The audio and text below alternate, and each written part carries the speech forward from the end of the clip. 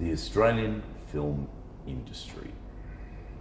I want to clear up a few discrepancies about it. There's been a lot of pretentious pontification about the state of the Australian film industry.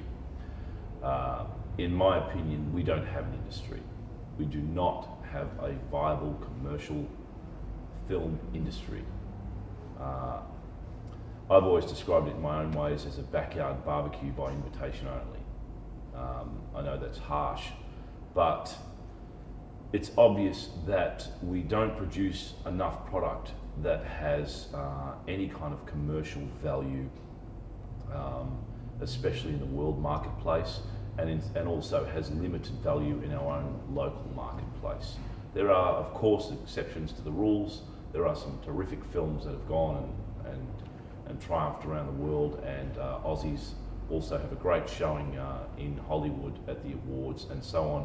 But generally speaking, our own local production is severely flawed for a number of reasons. I'm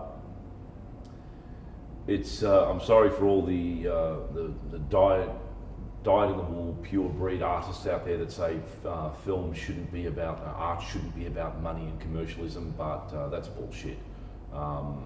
Films, as somebody very famous once quoted, it's show business, not show. If you're going to make a film and spend millions of dollars making it, or however much money making a film, film is an artistic medium that is designed to be screened to a general audience, as wide an audience as you can attain. So it's a very simple equation. If you don't make the kind of films that people are not going to pay money at a cinema box office to go and see, then you're going to be confined to making films that in essence aren't going to go anywhere and are certainly not going to generate interest, money, or much prestige for our own Australian film industry. There is of course a place for the avant-garde and experimental, and there is plenty of avenues to explore that. But if we want a film industry, the bottom line is the films have to make money and they have to be sold to the rest of the world. The biggest problem, I believe, with the Australian film industry is that a lot of filmmakers, producers and writers don't think big. They think within their own small, quirky, Australian colloquial backyard. And that's all terrific and wonderful and humorous and whatever, but the bottom line is no one else around the world really cares and wants to see those kind of movies. Everyone has to stop thinking so small. The marketplace is the rest of the world, and the plan is that if you make a film, it has got to reach the entire world. And it's wonderful how little films, films like The Full Monty, which are tiny little movies with a colloquial content, can reach out and touch the entire world. Some of our own homegrown talent are wonderful examples of that as well, and I don't decry them at all. But what I'm talking about is a systemic aversion to the idea of embracing a wider and larger cinematic perspective on the type of films that we make here in Australia. Something that our own cousins, New Zealand, seems to have embraced. Just because we're Australian doesn't mean that we can't make a genre film. It also doesn't mean that we can't make a film that's happily in conjunction with countries like the United States and the UK. We don't have to be so isolated and ostracised as this unique little environment that can only produce quintessential Australian movies.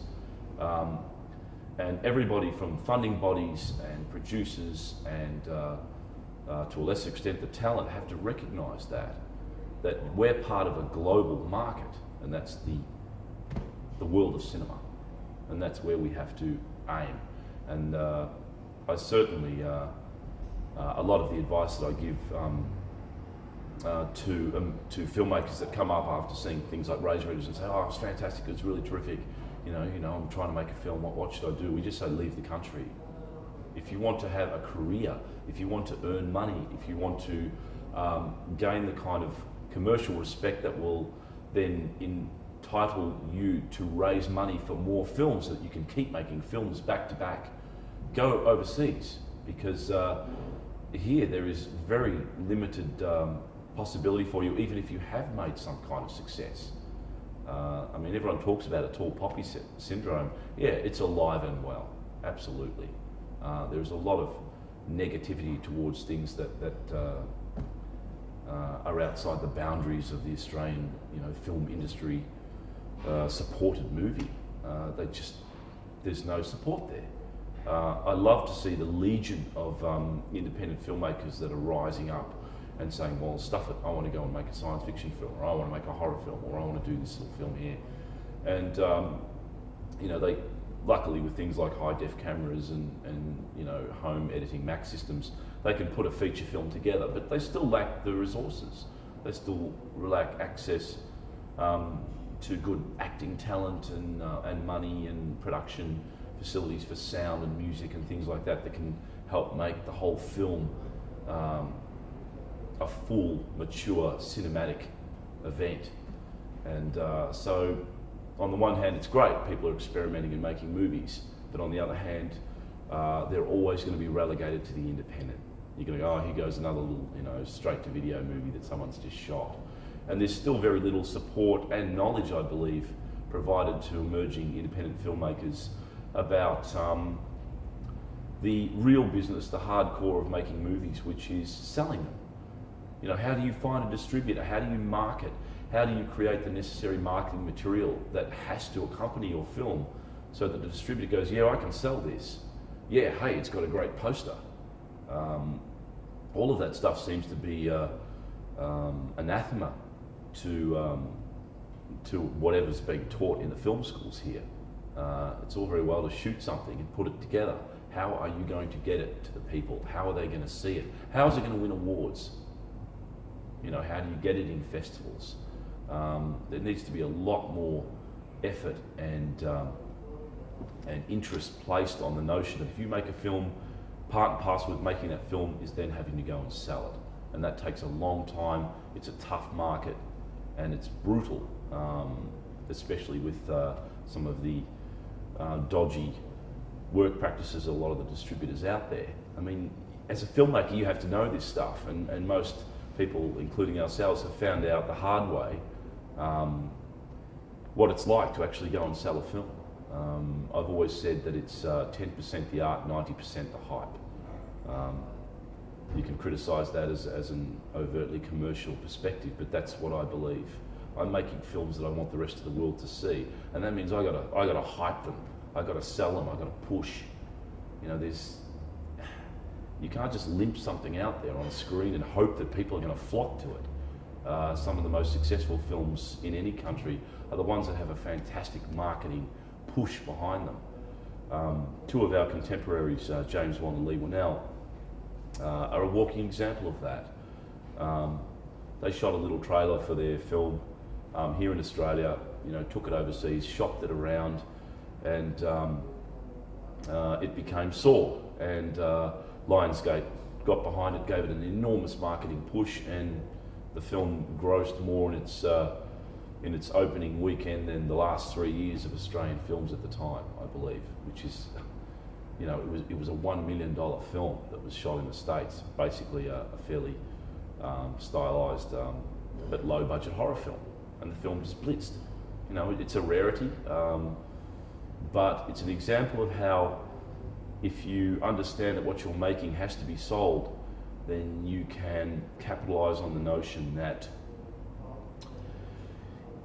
if you provide all of the resources behind that to push that movie, you're going to increase the chances of the rest of the world seeing it, increase the chances that you get to make more movies, and that's when you can start having what everybody euphemistically calls in this country an industry. It's got to make money to generate money so that we can make more films to make more money. It's that simple.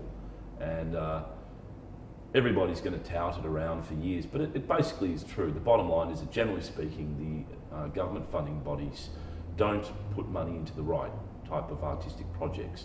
A lot of it is squandered in middle management, wasted bureaucracy, and also funding the kind of projects that, though they may be full of artistic merit, the bottom line is those films are going to disappear. And no one's going to see them, no one's going to care about them, they're not going to win awards. And, in essence, what's the point? If you want if you want to make some grandiose artistic statement, then you've got to be a little more fiscal about using, what in essence should be public money towards funding that kind of stuff, because there should be some kind of responsibility to return money back to the industry.